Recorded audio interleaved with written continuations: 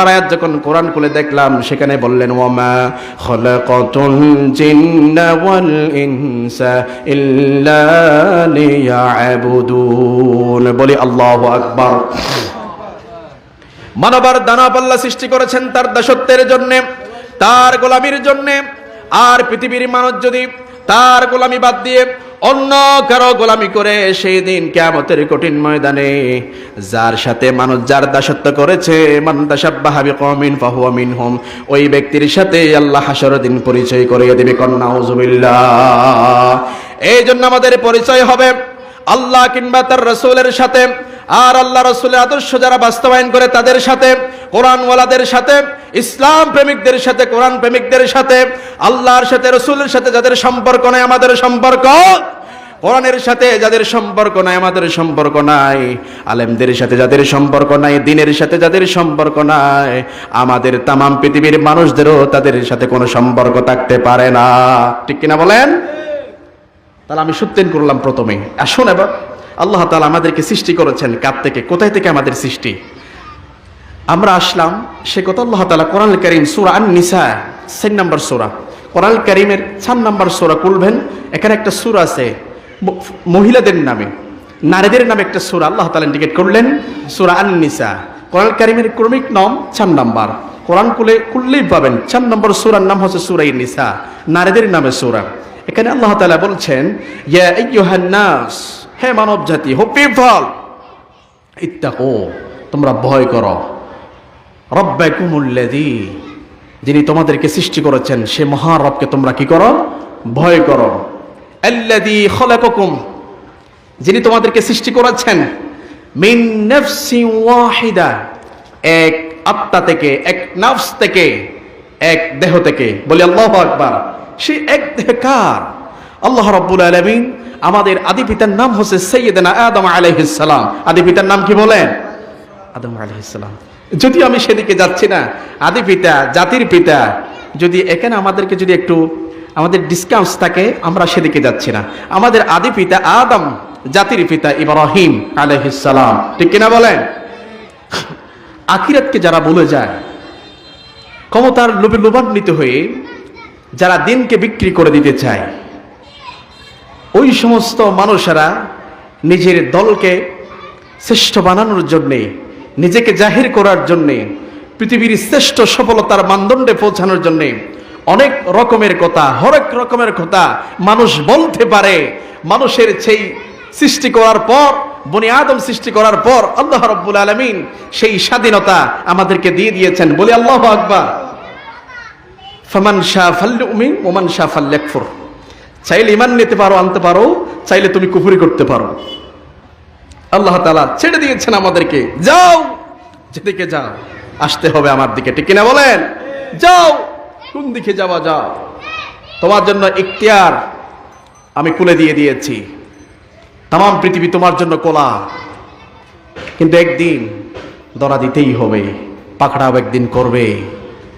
যতই দূরে যান, আপনি মৃত্যু থেকে বাঁচানোর জন্য যতই সিঁড়ি লাগা, যতই অতলতল গহ্বরে চলে যান, যত আসমানের উপরে ওঠেন, কিন্তু মৃত্যু পাকড়া একদিন করতেই হবে। সেদিকে যাচ্ছি না। আল্লাহ তাআলা আমাদেরকে সৃষ্টি করেছেন, প্রথম একজন সৃষ্টি করেছেন, তার নাম সাইয়্যিদনা আদম আলাইহিস সালাম। পৃথিবীতে প্রথম মানবের নাম আদম, প্রথম নবীর নাম আদম। প্রথম নবীর নাম কি বলেন? আজকের মাহফিলে যদি কিছু শিখতে না পারি, তাহলে আমাদের জন্য কল্যাণ বই আনতে পারে না। আমরা একটু লক্ষ্য করি, দ্রুত চলে যাই, আমাদের বিষয় সামনে করো। যদি সূরা নিসার শুরুতে বলছেন রব্বাকুমুল্লাযী খালাকাকুম মিন নাফসিন ওয়াহিদা, এক আত্মা, এক দেহ থেকে আমাদেরকে সৃষ্টি করেছেন, তাহলে সেই এক দেহ হচ্ছে আদম আলাইহিস সালাম। ওয়া খালাকা মিনহা যাওজাহা, তার থেকে মিনহা, তা হতে তার সঙ্গিনী সৃষ্টি করেছেন। বলি আল্লাহু আকবার। তার সঙ্গিনীর নাম বলেন তো, বলেন, জোরে বলেন না। তার নাম কি? হাওয়া আলাইহিস সালাম। বলেন, আমরা তো জানি, আমাদের আদি মাতার নাম যদি আমরা না জানি, আমাদের মতো দুর্ভাগ্য আর কেউ আছে? তাহলে আমাদের আদি মাতার নাম হাওয়া আলাইহিস সালাম। তা হতে, আদম আলাইহিস সালাম হতে সৃষ্টি করেছেন মা হাওয়া আলাইহিস সালামকে। ওয়াবাসসা মিনহুমা রিজালান কাসীরা ওয়া নিসা, এবার মিনহুমা, উভয় থেকে, তারা উভয় থেকে, মিনহা মা এখানে আসে নাই, মিনহুমা তারা উভয় থেকে, অবশ্যই মিনহুমা তা থেকে, তাদের থেকে, উভয় থেকে, মিনহুমা রিজালান কাসীরা ওয়া নিসা, অসংখ্য পুরুষ অসংখ্য নারী পৃথিবীতে তাদের মধ্য থেকে বিস্তার সয়লাভ করেছে। বলি আল্লাহু আকবার। আপনার বাবার নাম, দাদার নাম, দাদার নাম, ফের দাদার নাম, তার দাদার নাম খুঁজতে খুঁজতে আমরা চলে যাব ঠিক সেই জায়গায়। কোথায়? আদম আলাইহিস সালাম আর মা হাওয়া আলাইহিস সালাম, তাদের আমাদের আম্মা জান, আমাদের আব্বা জানের নাম, ঠিক সেই জায়গায় আমরা চলে যাব, ঠিক কিনা বলেন? তাহলে আসুন, এই সৃষ্টির পরে অসংখ্য মানুষ এই পৃথিবীতে বিস্তার লাভ করেছেন।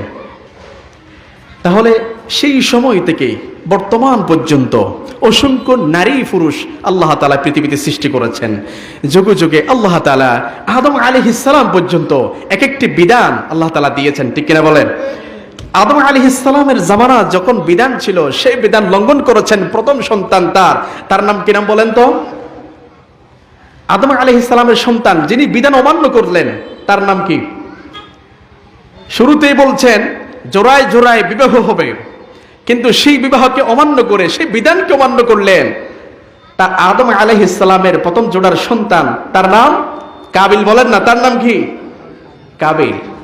অমান্য করলেন বিবাহ, যার সাথে যেটা বিবাহ হবে সেটা অমান্য করলেন। তাহলে কার বিধান লঙ্ঘন করলেন? আল্লাহর বিধান। কিছু না। ইন্না আউলান নাস, ইন্না আউলান নাস, পৃথিবীতে প্রথম মানুষ, প্রথম ভুলকারী, ভুল হবে। আদম আলাইহিস সালাম ভুল করেছেন, ভুল করেন নাই? ভুল করেছেন। এটা আদম সৃষ্টির, এটাকে শিক্ষা দেওয়ার জন্য ভুল হবে। ভুলের উপর আদম সন্তান থাকতে পারবে না। ভুলের উপর অটল থাকে শয়তান ইবলিস, ভুলের উপর অটল থাকে না বনি আদম, ঠিক কিনা বলেন? ভুল হবে, আমাদেরকে শুধরে নিতে হবে। ভুল হবে, যেহেতু নামাজে ভুল হলে মুক্তাদি বলে হুজুর ভুল হয়েছে, আল্লাহু আকবার। যদি বলে সামি আল্লাহু লিমান হামিদের জায়গায় যদি কি আল্লাহু আকবার বলে, তিনি ঠিক সেইভাবে বলে দেয় সুবহানাল্লাহ বা আল্লাহু আকবার বলে দেয়, ঠিক কিনা বলেন? ভুল হলে সেখানে ধরে দেয়। কিন্তু আমাদের ভুল হবে, কিন্তু ধরে দিতে হবে। আবার সেখানের উপর আমাদেরকে অটল থাকা যাবে না, শুধরে নিতে হবে, ঠিক কিনা বলেন? ভুলের উপর থাকতে পারবো না, ভুলের উপর থাকবে শয়তান, ঠিক কিনা বলেন? আমরা শয়তান না। তাহলে আসুন, সেই সময় থেকে বিধান আসতে আসতে আখিরি জামানা, বর্তমান আমরা এমন এক সময় এসেছি আখিরি জামানায়, যেই জামানায় সেই সময় থেকে বর্তমান বিধান যেটা সময় এসেছে, এখনো আল্লাহর বিধান আছে না নাই? অসংখ্য বিধানের ভিতরে আল্লাহ তাআলা যে এমন একটি বিধান দিয়েছেন, তার নাম হচ্ছে পর্দা। অসংখ্য নারী পুরুষ পৃথিবীতে সৃষ্টি করেছেন, সয়লাভ করেছেন। এই গোটা পৃথিবীতে 850 কোটি মানুষের বসবাস, প্রায় 230টি প্রায় রাষ্ট্র মিলে তামাম একটা পৃথিবী। এই পৃথিবীতে 850 কোটি মানুষের বসবাসের ভিতরে শুধু কি পুরুষ নাকি নারীও আছে? আওয়াজ করে বলেন না, শুধু কি পুরুষ নাকি নারীও আছে? নারীর সংখ্যা পৃথিবীতে কম না বেশি? কম না বেশি? বেশি। যেমনি করে আমরা জানি, সবাইকে মুখে মুখে আমরা বলি নারীদেরকে পর্দা করার জন্য।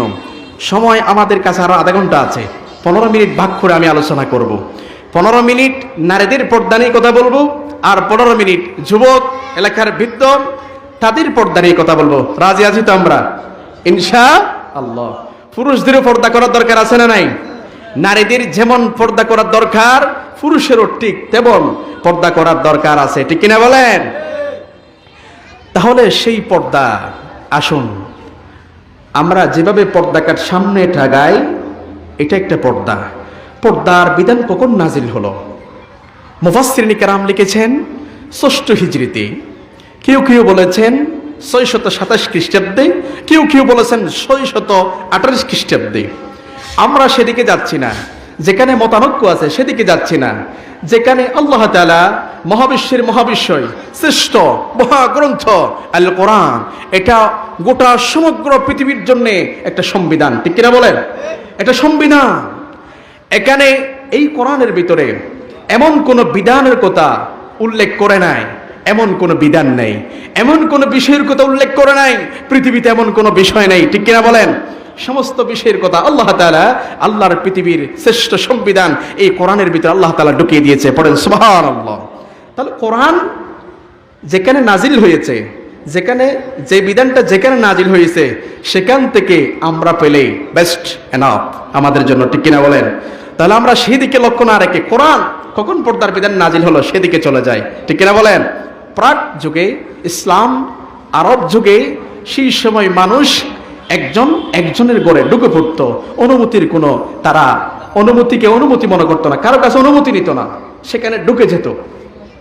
কারো কাছে দেখা করতে হলে, প্রয়োজনে কারো কাছে যাইতে হলে ঘরের ভিতরে প্রবেশ করত, অনুমতি নেয়ার কোনো সিস্টেম, কোনো বিধান, কোনো নিয়ম তাদের যুগে ছিল না। প্রাক যুগে, ইসলামের আরব যুগের প্রাথমিক যুগে সেই সিস্টেম ছিল না। তার নাম হচ্ছে আইয়ামে জাহেলিয়া যুগ। কি যুগ? জাহেলিয়া যুগ। নবীবিহীন এই পৃথিবীটা শূন্য, নবীবিহীন ছিল না। যখনই ছিল তখন জামানাটা জাহেলি যুগে পরিণত হয়েছে। জাহেলি যুগ কখন জানেন? জাহেলি যুগ তখনই বলে এই একটা দিন আল্লাহ তাআলা শূন্য রাখে নাই নবীবিহীন। কিন্তু যখন সাইয়্যিদানা ঈসা আলাইহিস সালামকে উঠে আনিলেন, প্রায় 580 বছর পর্যন্ত নবী শূন্য পৃথিবী ছিলেন। কি শূন্য? নবী শূন্য। নবী যখন নাই, কোরআনের ইসলামের দাওয়াত নাই, বিধান নাই, সেখানে মানুষ তো জাহেলি এমনিই হবে, অন্ধকার তো এমনিই হবে, কোনো দাওয়াত নাই। যখন দাওয়াত দিত তখন দাওয়াতকে প্রত্যাখ্যান করতো, ঠিক কিনা বলে? যখন নূহ আলাইহিস সালাম দাওয়াত দিত, তাকে এমন করেছেন, নূহ তুমি যদি আল্লাহর নবী হয়ে থাকো, তুমি যদি এই সত্য কথা যদি আমার সামনে আসো, তোমাকে পাথর মেরে হত্যা করবো। নাউজুবিল্লাহ বলেন। সেই নবীদেরকে যখন তারা নির্যাতন, নিষ্পেষণ করেছে, আজকেও আমাদের বাংলাদেশে কোরআনের কথা বললে, এই হাদিসের কথা বললে, ইসলামের দাওয়াতের কথা বললে সেই আলেমদের উপর নির্যাতন আছে না নাই? সেই নির্যাতন সেই মুহূর্তে ছিল। নবীদেরকে নির্যাতন করেছে, নিষ্পেষণ করেছে, নিপীড়ন করেছে। এটা নতুন কোনো ফরমালি, নতুন কোনো কথা নয়, সেটা যুগ যুগ ইতিহাসের কথা। সেই পর্যন্ত ছিল সেই নির্যাতন। আসুন আমরা সেই দিকে আমরা না গিয়ে, এই পৃথিবীতে কিসের কথা বললাম? পর্দা। তখন প্রাক যুগে মানুষ গড়ে ঢুকত, সেখানে কোনো তারা অনুমতি নিত না, বিনা অনুমতি ঢুকত, অনুমতিবিহীন ঢুকে যেত। এই সিস্টেম যখন চালু ছিল, তখন সমাজের ভিতরে বিভিন্ন অনৈতিক কার্যকলাপ সৃষ্টি হতে শুরু করেছে। কারণ একজন ঘরের ভিতরে মহিলা আছে, অনুমতি ছাড়া ঢুকে, এবং যেহেতু কোনো অনুমতি নেই, প্রাক যুগের মহিলারা বের হয়, পুরুষের সাথে আড্ডা দেয়। তাদের যখন পর্দার বিধান হয় নাই, সেই সময়ে নবী করিম সাল্লাল্লাহু আলাইহি ওয়াসাল্লামের পরিবার হুজরায় যখন যে কোনো মানুষ আসা যাওয়া করত, ভালো মানুষ, খারাপ মানুষ, কোন মানুষকে তার মানুষ আসতো, সেই সময় সাইয়েদনা আমিরুল মুমিনিন হযরত ওমর রাদিয়াল্লাহু তাআলা আনহু বিশ্বনবীকে বললেন, ইয়া রাসূলুল্লাহ, আকুতি মিনতি করে তাকে নিবেদন করলেন, ইয়া রাসূলুল্লাহ, ইয়া হাবিবাল্লাহ, আপনার স্ত্রীদেরকে আপনি একটু পর্দা করার হুকুম দেন। কেননা আপনার পরিবারে, আপনার ঘরে বিভিন্ন রকমের মানুষ আসা যাওয়া করে। যদি আপনি পর্দার হুকুম দিতেন তাহলে ভালো হতো, কল্যাণ হতো। উত্তর দিলেন বিশ্বনবী সাল্লাল্লাহু আলাইহি সাল্লাম ওমরকে, ওমর শোনো, আমি কখনো স্বাধীনতার প্রয়োগ করার, আমি নিয়ম প্রয়োগ করার কোনো ক্ষমতা আমার নাই। বিশ্বনবী বললেন, কোনো নিয়ম প্রয়োগ করার আমার কাছে নাই, সেই স্বাধীনতা আল্লাহ আমাকে দেয় নাই। পৃথিবীর ভিতরে লক্ষ লক্ষ যত নবীরা এসেছে, কোন নবীরা নিজস্ব স্বাধীনতা এখতিয়ার প্রয়োগ করে নাই, বলি আল্লাহু আকবার। নবীরা যতক্ষণ না পর্যন্ত আল্লাহর পক্ষ থেকে, আসমান থেকে ওহী না আসতো, ততক্ষণ পর্যন্ত কোনো আইন প্রয়োগ করতো না, কোনো কথা বলতো না। আবার যেই সময় যেটা প্রয়োজন হয়ে যায়, আল্লাহ রাব্বুল আলামিন নবীদের উপরে এক একটা ওহী দিয়ে তাদেরকে জানিয়ে দেয়। বলেন সুবহানাল্লাহ। নবীরা ভয় করতেন, এমনি কোনো কথা বলা যাবে না। আল্লাহ রাব্বুল আলামিন যখন যেটা বলতেন, প্রয়োগ করতেন, নবীরা সেই কথাটা বলতো। নবীদের জবান থেকে, পবিত্র জবান মোবারক থেকে একটা কথাও, কোনো নির্দেশনা কোনো মানুষদেরকে দেয় নাই। জোরে বলি আল্লাহু আকবার। তিনি কখন ইশারা আসে আল্লাহর পক্ষ থেকে, আশায় আশান্বিত হয়ে বসলেন। এখনো পর্যন্ত সেই হুকুমটা জারি করে নাই, মক্কার মদিনায় সেই হুকুমটা জারি করে নাই। আল্লাহর পক্ষ থেকে যখন সেই পর্দার বিধান নাজিল হয়ে গিয়েছে, সূরাতুল আহজাব 33 নম্বর সূরা 53 নম্বর আয়াত যখন নাজিল হয়ে গিয়েছে, সেই সময় সূরাতুন নূর যখন নাজিল হয়ে গিয়েছে, সেই সময়টা পর্দার বিধান নাজিল হয়ে গিয়েছে। পড়েন সুবহানাল্লাহ। وَإِذَا سَأَلْتُمُوهُنَّ مَتَاعًا فَاسْأَلُوهُنَّ مِنْ وَرَاءِ হিজাব। এই পর্দাকে আরবিতে বলে হিজাব। আরবিতে কি বলে? হিজাব। এটা আমাদের জানা থাকবে। দোকানে হিজাব বিক্রি করে, এই হিজাব, এটা আরবিতে বলে হিজাব। নেকাব, এটার নাম পর্দা। বাংলাকে কি বলে? পর্দা। আয়াত নাজিল হলো। এবার যখন আয়াত নাজিল হলো, যে মুহূর্তে বিধান নাজিল হতে শুরু হলো, বিশ্বনবী আবার অনুমতি সবাইকে দিয়ে দিলেন পর্দা করো। যেহেতু আল্লাহ রাব্বুল আলামিন আসমান থেকে সেই বিধান নাজিল করলেন, এবার তিনি হুকুম প্রয়োগ করলেন। আশেপাশের লোক যারা আছে, যেই মুহূর্তে বিধানটা নাজিল হয়ে গেল, সেই মুহূর্তে সাথে সাথে তারা পর্দা করতে আরম্ভ করে দিল। কোন সুবহানাল্লাহ। কিভাবে, কেমন বিধান নাজিল হলে পরে তারা কিভাবে সেই মুহূর্তে কিভাবে তারা গ্রহণ করে ফেলে। মানুষের ভিতরে সেই সময় কিছু কিছু মানুষের ভিতরে কোমরে গামছা ছিল, মেয়েদের ভিতরে কোমরে গামছা ছিল, কারো কারো ফাতল কিছু কাপড় ছিল এমনি ঝুলিয়ে রাখতো, সুন্দরের জন্য, স্টাইলিশের জন্য ঝুলিয়ে রাখতো। পর্দার বিধান যখন নাজিল হয়ে গেল, সেই মুহূর্তে প্রতিটি মহিলারা যখন সেই মুহূর্তে সেই কাপড়টা নিয়ে তারা হেজাব আকারে মাথার উপর দিয়ে তারা পর্দা করতে আরম্ভ করলো। পড়েন সুবহানাল্লাহ। বিশ্বনবী তার আপন ঘরের ভিতরে হুকুম দিয়ে দিলেন, আজকে থেকে আমার স্ত্রীগণ শুনে রাখো, এবার তোমার ঘরের ভিতরে একটা পর্দা দিয়ে দাও, দরজার সামনে জানালার সামনে একটা পর্দা দিয়ে দাও, যে কোনো মানুষ বিনা অনুমতিতে ঢুকতে পারবে না। আবার কেউ যদি কথা বলতে চায়, পর্দার এপাশ থেকে কথা বলবে, মহিলারা পর্দার ওপারে থাকবে। বলি আল্লাহু আকবার। দেখানো যাবে না, কোনো শরীরের অঙ্গ প্রত্যঙ্গ দেখা যাবে না। পর্দা মাঝখানে একটা পর্দা থাকবে, সেখানে বাহির থেকে কথা বলবে। প্রয়োজনে যখন মাদের কাছে যায়, আর উম্মুল মুমিনিন বিশ্ব নবীর যত স্ত্রী ছিল সকলেই হলে তামাম পৃথিবীর মুমিনদের মা হলেন বিশ্ব নবীর স্ত্রী। ঠিক কিনা বলেন? তামাম পৃথিবীর উম্মাহাতুল মুমিনিন তারা হলেন আমাদের মা। ওই মায়েদের কাছে যখন কোনো প্রয়োজনে যাওয়া হতো, সেই সময় পর্দার আড়াল থেকে তারা ভিতরে থাকতো, পর্দা থেকে কথা বলা হতো। এই পর্দা বর্তমান সমাজেও আছে, কিন্তু সেই বিধান প্রয়োগ হয় নাই। ঠিক কিনা? পর্দার বিধান নাজিল হয়েছে, কিন্তু সেই সময়, যেই সময় নাজিল হয়েছে, সাথে সাথে তারা গ্রহণ করে ফেলেছে। যার যেটা আছে এনে হুমড়ি গুড়ি ফেয়ে তারা বাজারে গেলেন, চলে গেলেন, সেখানে কাপড় কিনলেন, মোটা কাপড় কিনলেন, সেখানে মাথার ওপর সেটা পর্দা দিতে আরম্ভ করলো। যেভাবে নাজিল হলো, আর দেরি করে নাই, সবাই পর্দা করতে আরম্ভ করলো। বলি আল্লাহু আকবার। এবং আসুন এবার প্রাক জাহিলি যুগে তারা যেভাবে থাকতো, সেখান থেকে আল্লাহ তাআলা আমাদেরকে নিষেধ করেছেন। এই পর্দা, কাপড়, পর্দা কি দিয়ে করতে হয়? কাপড় দিয়ে। পর্দা মানুষকে কি করে? সম্মানিত করে। কি করে বলেন না? সম্মানিত করে। আল্লাহ রাব্বুল আলামিন সেই কথাটা বলছেন, ইয়া বনি আদম কদ আনজালনা আলাইকুম লিবাসান ইউবারি সাওআতিকুম ওয়া রিশা। আল্লাহ রাব্বুল আলামিন বলছেন, ইয়া বনি আদম, আবনি আদম, কদ আনজালনা আলাইকুম, আমি তোমাদের জন্য নাজিল করেছি লিবাসা, পোশাক নাজিল করেছি, ইওয়ারি সাওআতিকুম মুরিশা, আর এই কাপড় দিয়ে, এই লেবাস দিয়ে তোমরা তোমাদের দেহটা তোমরা ঢেকে নাও। পড়ি সুবহানাল্লাহ। তোমরা আমার কাপড়গুলি আচ্ছাদন করো, শরীরটাকে ঢেকে রাখো। সাওআতিকুম মুরিশা ওয়া লিবাসুত তাকওয়া যালিকা খাইর, আর তোমাদের জন্য তাকওয়ার পোশাক হলো শ্রেষ্ঠ পোশাক। যালিকা মিন আয়াতিল্লাহি লাআল্লাহুম ইয়াযাক্কারুন। আল্লাহ রাব্বুল আলামিনের নিদর্শন, অত্যন্ত খুব সুন্দর নিদর্শন, যাতে করে এই নিদর্শন মানুষ গ্রহণ করে শিক্ষা গ্রহণ করতে পারে। বলেন সুবহানাল্লাহ।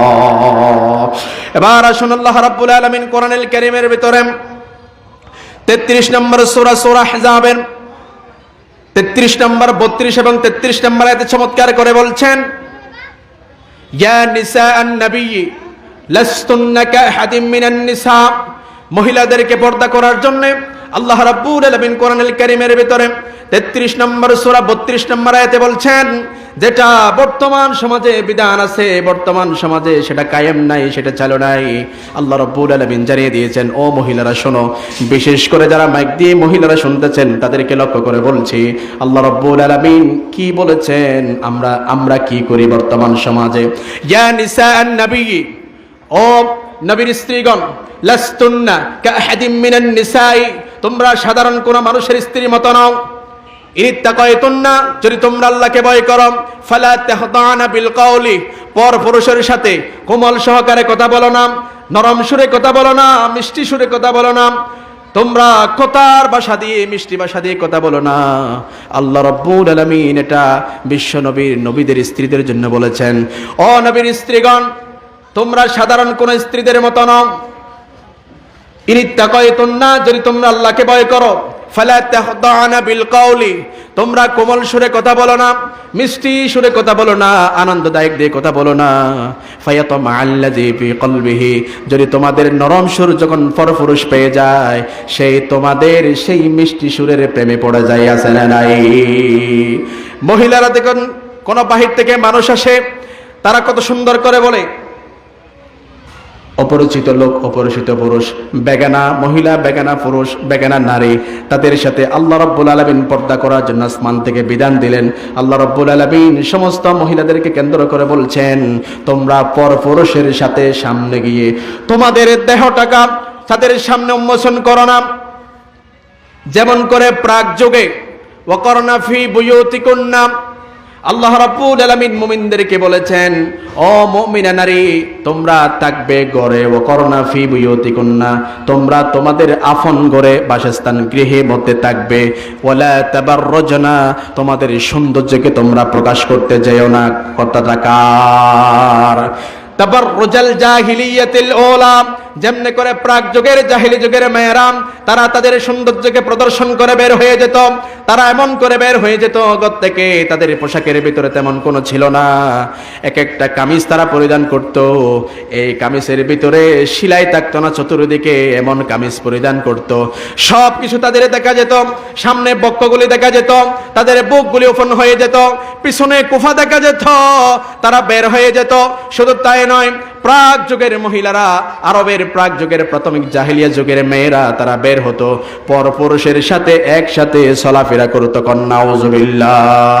আল্লাহ বললেন, না না, আমার হুকুম নাজিল হয়ে গিয়েছে, ওয়াকরনা ফি বুয়ুতিকুন্না, মহিলারাও প্রয়োজনে বের হতে পারবে না। ওয়ালা তাবাররুজনা, তোমাদের সৌন্দর্যকে তোমরা প্রদর্শন করতে পারো না। তাবাররুজাল জাহিলিয়াতিল উলা, যেমনি করে জাহিলিয়া জামানার মেয়েরা যেভাবে ঘর থেকে বের হয়ে যেত উলঙ্গ হয়ে। ওয়া আকিমনাস সালাতা ওয়া আতিনাজ যাকাতা ওয়া আতি'না আল্লাহ ওয়া রাসূলা, ও মহিলারা তোমরা ঘরে থাকবা, ওয়াক্ত হলে নামাজ পড়বা, ওয়া আতিনাজ যাকাতা, তোমরা যাকাত আদায় করবা, আর ওয়া আতি'না আল্লাহ ওয়া রাসূলা, আল্লাহ কিংবা তার রাসূলের আনুগত্য করবা।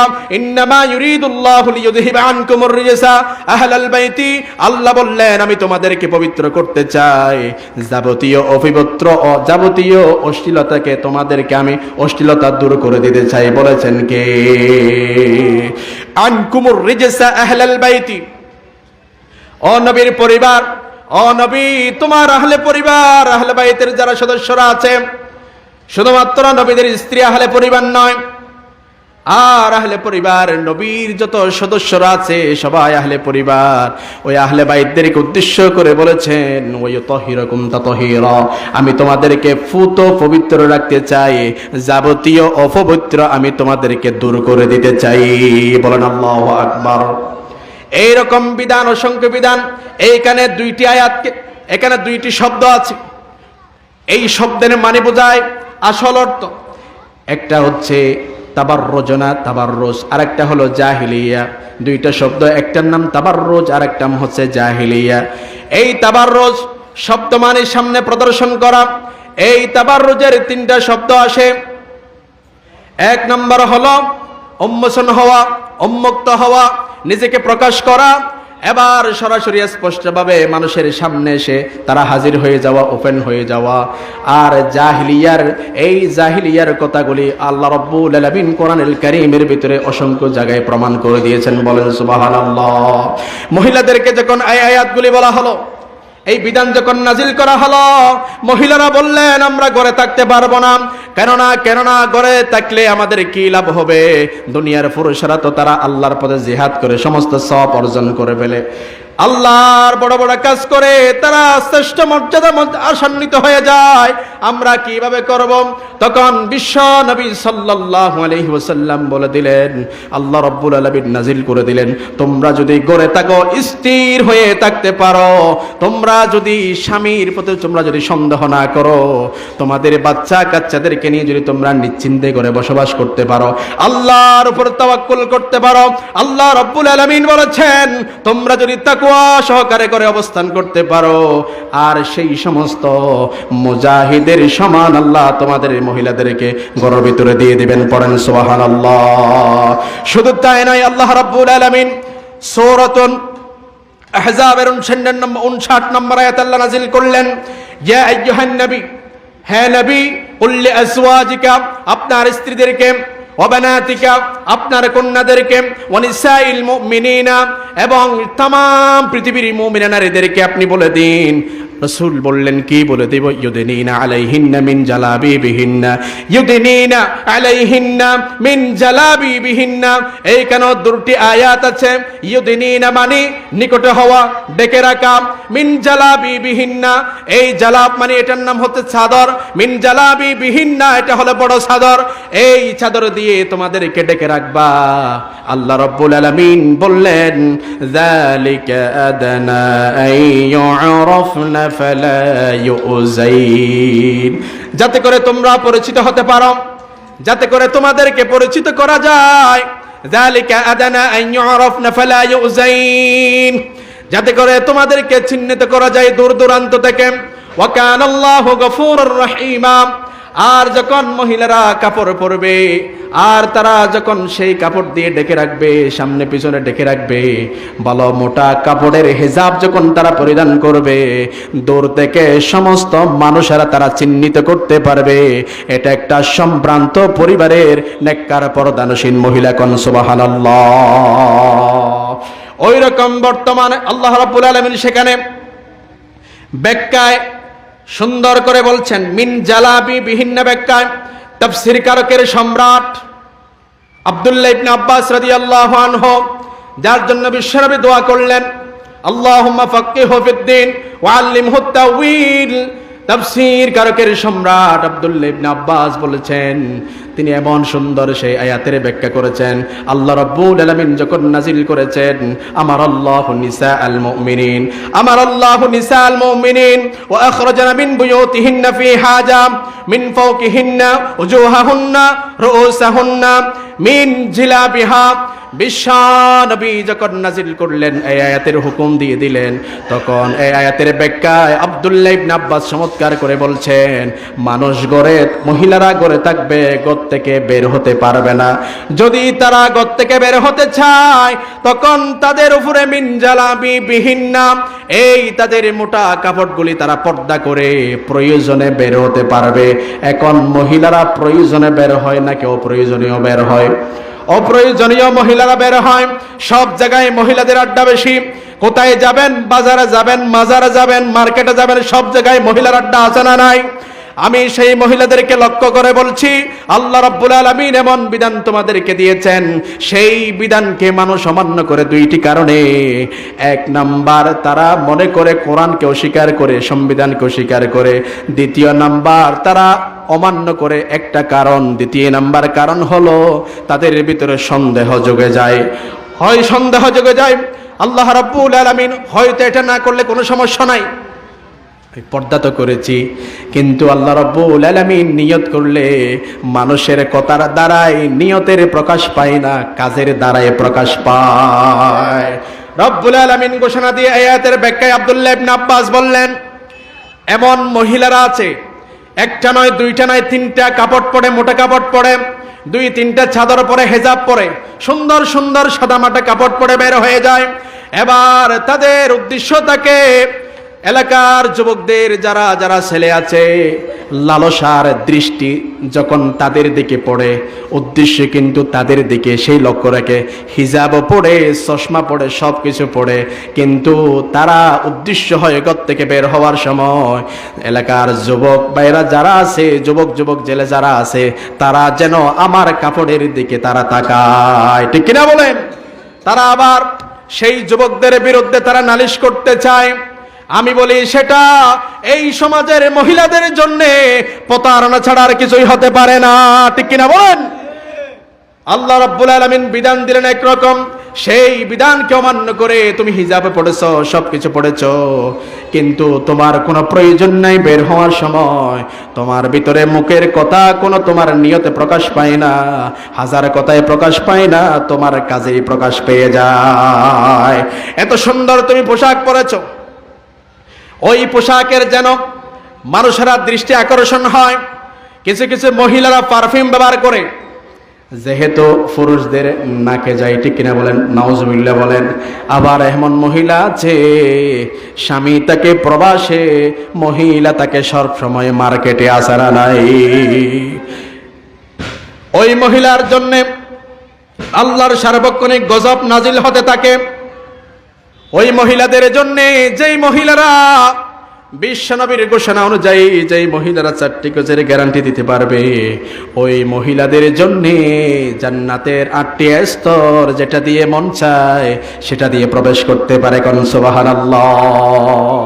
বিশ্বনবী বললেন, আল মারআতু ইযা সাল্লাত খামসাহা, মহিলারা ঘরে থাকবে। বিশ্বনবী বললেন তারা যদি শুধুমাত্র বেশি কিছু নয়, 4টা কোয়ালিটি, 4টা গুণ যদি তাদের ভিতরে পাওয়া যায়। নাম্বার 1, তারা যদি 5 ওয়াক্ত সালাত পড়ে। কয় ওয়াক্ত সালাত? 5 ওয়াক্ত সালাত পড়ে। ও সামাত শাহরাহা, যদি তাদের রোজা ফরজ হইছে যেই রোজাগুলি আদায় করে। ও হাফিজাত ফারজাহা, তারা যদি তাদের লজ্জাস্থানকে হেফাজত করতে পারে। ওয়া তাআত যাওজাহা ওয়া তাআত বালাহা, তারা যদি স্বামীর আনুগত্য করে, স্বামীর মনে কোনো কষ্ট না দেয়, স্বামীর সেবা করে করে যখন তারা সেই আমলটুকু করে নিতে পারে, স্বামীর মন জয় করে নিতে পারে, আল্লাহ রাব্বুল আলামিনের হাবিব ঘোষণা দিয়েছেন, সামানিয়াতু আবওয়াবিল জান্নাহ ইয়াদখুলু মিন আইয়িহা শা, জান্নাতের যে 8টি স্তর আছে, যেটা দিয়ে মন চায় সেখানে দিয়ে প্রবেশ করতে পারবে। সুবহানাল্লাহ।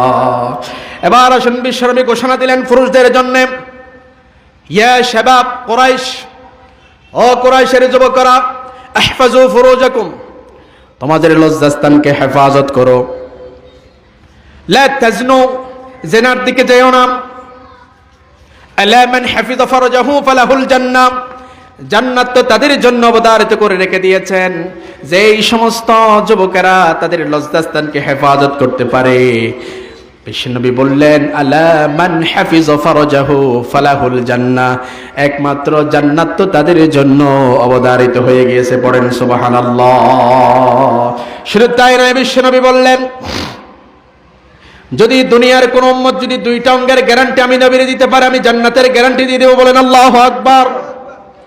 মাইয়াত মাল্লি, সাহাল ইবনে সাদ রাদিয়াল্লাহু আনহু বর্ণনা করলেন, মাইয়াত মাল্লি মা বাইনাল হিয়াইহি ওয়া মা বাইনা রিজলাইহি আতমাল্লাহুল জান্নাহ, 2টা অঙ্গের গ্যারান্টি যদি মানুষ আমাকে দিতে পারে, আমার উম্মতরা আমাকে দিতে পারে, আমি জান্নাতের গ্যারান্টি দিয়ে দেব। সাহাবীরা বললেন, ইয়া রাসূলুল্লাহ, সেই 2টা অঙ্গের গ্যারান্টি কি হতে পারে? বিশ্বনবী জানিয়ে দিলেন, 1 নম্বরে আল ফামু, 2 নম্বরে ওয়াল ফারজ। কোন সুবহানাল্লাহ। 1 নম্বরে তার মুখ, জবানের লিসান, 2 নম্বরে তার লজ্জাস্থান। বলি আল্লাহু আকবার। আর যুবক যদি সমাজের মানুষ যদি 2টা অঙ্গের গ্যারান্টি দিতে পারে, একটা হলো তার লিসান, 2 নাম্বার হলো তার লজ্জাস্থান, এই 2টা অঙ্গের গ্যারান্টি যদি নবীরে দিতে পারে, নবী বললেন আমি জান্নাতের গ্যারান্টি দিয়ে দেব। বলেন সুবহানাল্লাহ।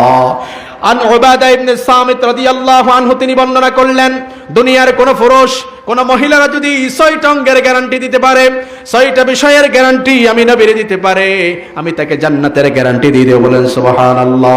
ক্বালা ইতমিনু লি সিত্তাম মিন আনফুসিকুম আতমানু লাকুমুল জান্নাহ, আসদিকু ইযা হাদাসতুম, আওফু ইযা ওয়া'আদতুম, ওয়া আদ্দুল আমানাতা ইযা তুমিনতুম, ওয়াহফাজু ফুরুজাকুম, ওয়া গাদ্দু আবসারাকুম, ওয়া কুফু আইদিয়াকুম। আর যদি এই 6টা বিষয়ের আমানত আমি নবীরে দিতে পারে, আমি আল্লাহর শ্রেষ্ঠ জান্নাতের গ্যারান্টি আমার উম্মতদেরকে দিয়ে দেব। বলেন সুবহানাল্লাহ।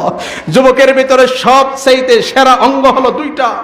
এক নম্বরে তার ফামো, তার এক নম্বর হলো তার লিসান, তার জবান। দ্বিতীয় নম্বর হলো তার লজ্জাস্থান। এই লজ্জাস্থান যারা সঠিক হেফাজত করতে পেরেছে, আল্লাহ রাব্বুল আলামিন মুমিনের কোয়ালিটির ভিতরে এমন একটা সেরা কোয়ালিটি, সূরাতুল মুমিনের 8 নম্বর কোয়ালিটির ভিতরে এটা একটা কোয়ালিটি, ওয়াল্লাযীনা হুম লিফুরুজিহিম হাফিজুন। যারা এই অঙ্গের গ্যারান্টি আমাকে দিতে পারে, আমি আল্লাহ রাব্বুল আলামিন কোরআনুল কারীম দিয়ে প্রমাণ করে দিয়েছি, উলাইকা হুমুল ওয়ারিসুন আল্লাযীনা ইয়ারিসুনাল ফিরদাউস হুম ফিহা খালিদুন। এবার আসুন, মুমিনের সকল অঙ্গ প্রত্যঙ্গ হলো আপনার জন্য আমানত। আপনার জন্য সকল শরীর, বডির হিউম্যান স্ট্রাকচার, এই পুরো শরীর বডি আপনার জন্য আমানত। আপনার চক্ষু আমানত, আপনার হাত আমানত, আপনার পা আমানত। সব দিক দিয়ে আপনার জন্য পর্দা আছে না নাই? মহিলাদের জন্য সমস্ত অঙ্গ প্রত্যঙ্গ পর্দা, পুরুষের জন্য সমস্ত অঙ্গ প্রত্যঙ্গ আমানত করে দিয়েছেন কে? এই হাতের জেনা আছে না নাই? চোখের জেনা আছে। দুনিয়ার কোন মানুষ যদি চোখে জেনা করে দেয়, সুব্বা ফি আইনিহি ইয়াউমাল কিয়ামাতি, কিয়ামতের দিন ললিত সেই লোহার গলিত সেই যেটা আছে, সেটা গলিত লোহাগুলি আপনার চোখের উপরে সীসা ঢালাই করবে। কন্যা আউযুবিল্লাহ। আর কোন মানুষ যদি এই চোখকে হেফাজত করতে পেরেছে, জবানকে হেফাজত করতে পেরেছে, হাতকে হেফাজত করতে পেরেছে, সেই দিন কিয়ামতের কঠিন ময়দানে আপনার সমস্ত অঙ্গ প্রত্যঙ্গ সাক্ষী হয়ে যাবে। সুবহানাল্লাহ বলেন। সূরা ইয়াসিন বললেন, আল-ইয়াওমা নাখতিমু আলা আফওয়াহিহিম ওয়া তুকাল্লিমুনা আইদিহিম ওয়া তাশহাদু আরজুলুহুম বিমা কানু ইয়াকসিবুন। আপনার সমস্ত অঙ্গ প্রত্যঙ্গ আপনার জন্য সাক্ষী হয়ে কিয়ামতের ময়দানে দাঁড়িয়ে যাবে। আপনার হাত যদি জেনার দিকে অগ্রসর হয়, চোখ যদি জেনার দিকে অগ্রসর হয়, পর স্ত্রী দিকে আপনি যদি জেনাহুমা ওয়ান নাজরু, আপনি যদি সেই পর স্ত্রী দিকে যদি নজর করেন, এটা চোখের জেনা। আর যদি আপনার হাত যদি জেনার দিকে অগ্রসর হয়, ওয়াল ইয়াদ ওয়াল বাতশু, যদি আপনার হাত সেদিকে যায়, আপনার হাতের জেনা। পা যদি সেদিকে অগ্রসর হয়, পায়ের জেনা। আপনার কান যদি সেই বেহায়াপনা, অশ্লীলতা গান শোনেন, হেডফোন লাগিয়ে শোনেন, এটা হচ্ছে কানের জেনা। সেই কান দিয়ে আল্লাহ তাআলা শাস্তি দেবেন। আল্লাহ তাআলা আমাদেরকে সকলকে হেফাজত করুক, বলেন আমিন। বিশেষ করে মহিলাদেরকে পর্দা করার জন্য সেই কথা আল্লাহ তাআলা কোরআনুল কারীমের অসংখ্য আয়াত দিয়ে আল্লাহ তাআলা তাদেরকে সাবধান করেছেন। হে আমার প্রিয় মা এবং বোনেরা, আপনারা পর্দা করুন। পর্দা হলে আপনার সম্মান, আভিজাত্যের প্রতীক, সমাজের শ্রেষ্ঠ সম্মান, শ্রেষ্ঠ গৌরব আপনারাই হতে পারবেন, বলেন আমিন। হে নারী পর্দা করো, আখিরাতের পথটি ধরো। হে নারী পর্দা করো, আখিরাতের পথটি ধরো। আয়েশা ফাতেমা করেছেন যেমন, মুসলিম নারীরা সব। হে নারী পর্দা করো, আখিরাতের পথটি ধরো। হুকুম করেছেন রব